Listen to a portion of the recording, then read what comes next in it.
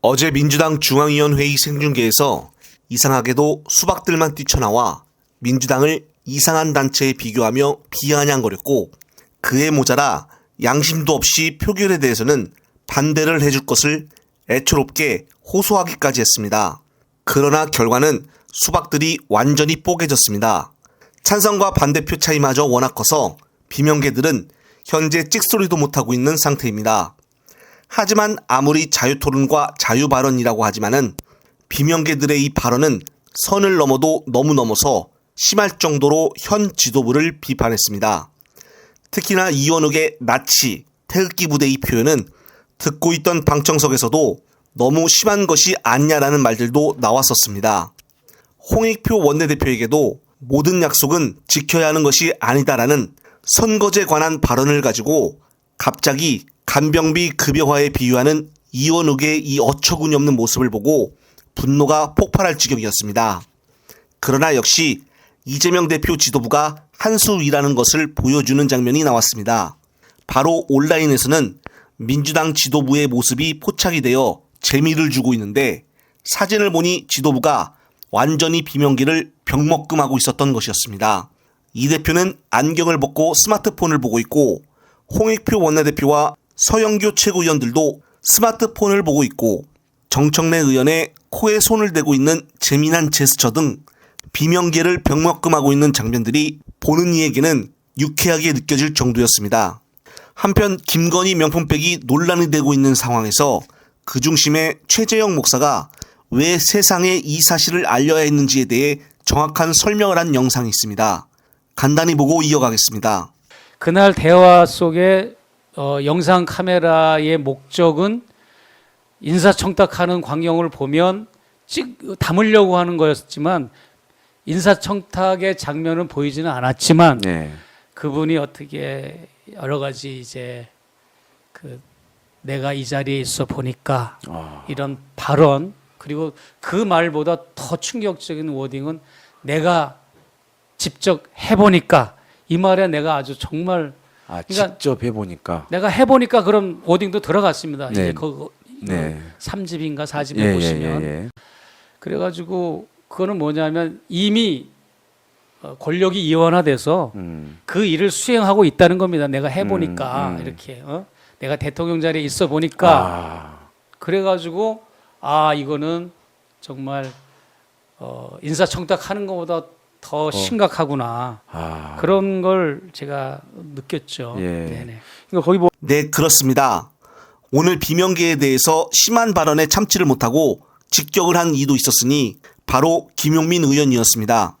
김 의원은 자신의 SNS에 하고 싶은 얘기 다 하고 당으로부터 불이익도 당하지 않았는데 나치당과 비교하다니요. 당원들 지지를 못 받는 것은 정치인의 자신의 책임이지 정당을 탓할 일이 아닙니다. 마지막으로 선을 넘지 말아야 합니다라며 반박하기 힘든 정확한 표현으로 비명계를 때렸습니다. 비명계들이 당을 나가려면 빨리 나가든가 아니면은 이 글을 보고 또 보고 되새겨봐야 하지 않을까 싶습니다. 끝으로 영상 마치기 전 오늘 봉지욱 기자가 최경영TV에 나와 새로운 중대한 내용을 폭로하였습니다. 요약한 영상 보시면서 이번 편 마무리하겠습니다. 근데 또 재밌는 것은 뉴스타파는 제가 볼 땐 폐간시키려고 하는 것 같습니다. 뉴스타파 어떻게 폐간시킬 방법이 있나요? 자기들은 지금 그렇게 하려고 하는 것 같아요. 아니 인터넷 신문을 어떻게 폐간시킬 수 있어요? 여러 가지 방법들을 자기들이 구상을 하고 있는데, 제가 볼 때는 처음부터 뉴스타파는 작년 11월에 남욱 변호사의 검찰 진술을 보면 기존의 검찰의 진술을 완전히 뒤집어 버립니다. 그러니까 작년 11월에 남욱 변호사가 이제 10월달에 나왔어요. 석방됐어요. 석방되고 나서 기존의 검찰에서 했던 말들을 다 뒤집습니다. 그때부터 이게 제가 볼 땐 시작이 됐고, 올해 1월, 2월에 보니까 이재명 대표 조사했잖아요. 이재명 대표를 조사하면서도 검찰이 제가 이 얘기는 어디 가서 안 한 것 같은데, 이재명 대표를 조사하면서 질문지에 뉴스타파의 그 3월 6일 김만배 신앙님 그 음성 파일에 대한 질문이 있어요. 그게 언제였죠? 그게 이재명 대표에 대한 조사가 올해 두 번째 조사 같은데 올해 2월이었습니다. 올해 2월에. 제가 그러니까 이게 어떻게 생각을 할 수 있냐면, 뭐 뉴스타파도 뉴스타파고 뭐 JTBC나 경향신문 압수수색 다 하잖아요. 결국에는 이 시작은 검찰이 생각한 이 사건, 언론에 대한 공작과 탄압, 이거의 목적은 이재명이었다는 거죠. 제가 볼 때. 아니 노트북 열어봐서 확인을 뉴스타파의 해주시면 좋죠. 보도는 예. 뉴스타파의 보도는 완전히 오버 허위 사실, 악의적인 보도다라는 걸 전제로 하고 물어봅니다. 이미 올해 네. 2월에 당신 이거 허위 사실이고 이거 당신도 알았잖아. 라는 식으로 이재명한테 물어봐요. 근데 이재명 대표는 진술을 다 거부했죠, 그때. 의견서를 내고 의견서로 가름하겠습니다라고 하는데 예. 답변을 거부한 상황인데 계속 물어봐요. 그러면서 그 보도, 우리가 보도했던 뉴스타파 보도했던 것도 보여주고, 그러니까 준비를 했던 거죠.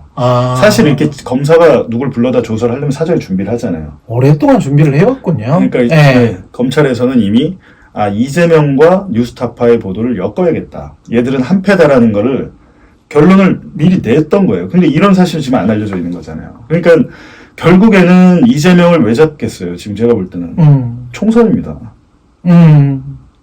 다음 내년 4월 총선에서 어찌됐든 이 허위 보도, 뭐 대선 공작, 여론 조작 이거를 끌고 가는 거죠. 지금 수사가 굉장히 늦지 않습니까? 예.